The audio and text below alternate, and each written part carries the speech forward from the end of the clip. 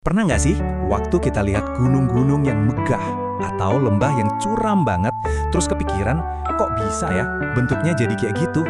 Nah, semua itu ternyata bukan kebetulan. Bentang alam di planet kita ini, ya, dipahat oleh kekuatan yang luar biasa dahsyat, yang bisa melipat dan mematahkan kerak bumi. Yuk, kita bedah bareng-bareng prosesnya. Jadi, gimana sih caranya gunung itu bisa terbentuk? Pertanyaan ini kelihatannya simpel ya, tapi jawabannya itu membawa kita jauh ke dalam perut bumi, ke sebuah proses dahsyat yang ternyata terus bekerja bahkan sampai detik ini. Nah, ada satu istilah kunci buat semua ini, orogenesis. Anggap aja ini semacam resep dari bumi buat bikin gunung. Ini adalah proses di mana lempeng-lempeng tektonik raksasa saling dorong, saling tabrak, dan menekan batuan dengan kekuatan yang, ya ampun, nggak kebayang deh. Proses orogenesis ini punya beberapa ciri khas yang unik. Kalau dalam skala waktu geologi, ini terbilang super cepat dan fokus di area yang relatif sempit. Gaya utamanya itu datang dari samping, seolah-olah kerak bumi lagi dijepit dari kiri dan kanan. Nah, dari jepitan ini, hasilnya cuma ada dua. Batuan itu bisa melipat kalau dia lentur, atau langsung patah kalau dia kaku. Oke, kita bahas kemungkinan yang pertama dulu ya, lipatan. Coba deh bayangin batuan itu sifatnya elastis, kayak karpet tebal gitu.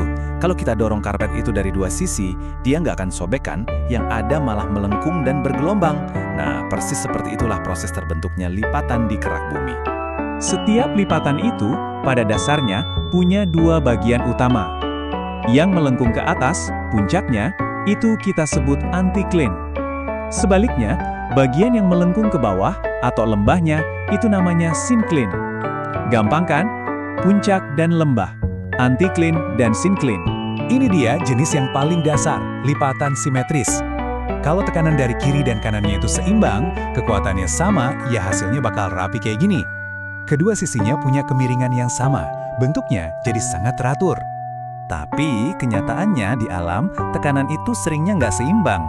Kalau salah satu sisi ngasih tekanan yang lebih kuat, ya hasilnya jadi lipatan miring ini. Kelihatan kan? Salah satu lerengnya jadi jauh lebih curam dibanding yang lain. Ini umum banget terjadi di zona-zona tabrakan lempeng. Terus gimana kalau tekanannya itu super kuat dan berlangsung lama banget? Nah, batuan itu bisa terguling sampai posisinya hampir tiduran alias horizontal. Inilah yang disebut lipatan rebah. Kondisinya ini sangat nggak stabil dan sering jadi lokasi yang rawan longsor. Ini nih, level yang paling ekstrim. Tekanan yang luar biasa dahsyat bisa mendorong satu sisi lipatan sampai naik ke atas sisi lainnya. Dan yang bikin ini super menarik, lapisan batuan yang tua jadi ada di atas lapisan batuan yang lebih muda. Urutannya jadi kebalik. Oke, tadi kan kita bahas batuan yang lentur.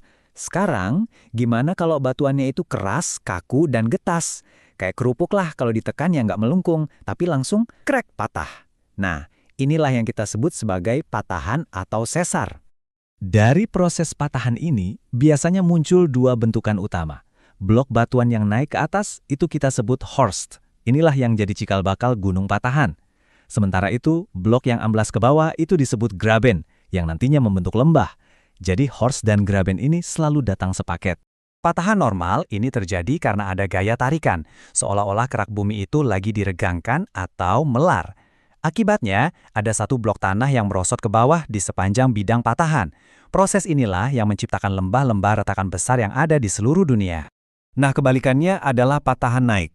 Kalau yang ini penyebabnya adalah gaya dorongan atau kompresi. Satu blok batuan dipaksa buat naik ke atas blok lainnya. Inilah cara terbentuknya pegunungan-pegunungan patahan yang biasanya kelihatan terjal dan curam. Oh iya, gak semua gerakan di kerak bumi itu naik turun loh. Ada juga patahan geser, di mana gerakannya itu horizontal alias menyamping. Coba bayangin dua blok tanah yang saling bergesekan satu sama lain. Jadi gak ada yang naik atau turun secara signifikan, cuma geser ke samping aja. Dan ini semua bukan cuma teori di buku pelajaran. Di Indonesia, kita ini benar-benar hidup di atas patahan-patahan raksasa yang aktif. Ada Sesar Palokoro di Sulawesi, Sesar Lembang di dekat Bandung, sampai Sesar Semangko yang membentang di sepanjang Pulau Sumatera. Energi yang tersimpan di patahan-patahan inilah yang kalau lepas bisa jadi gempa bumi.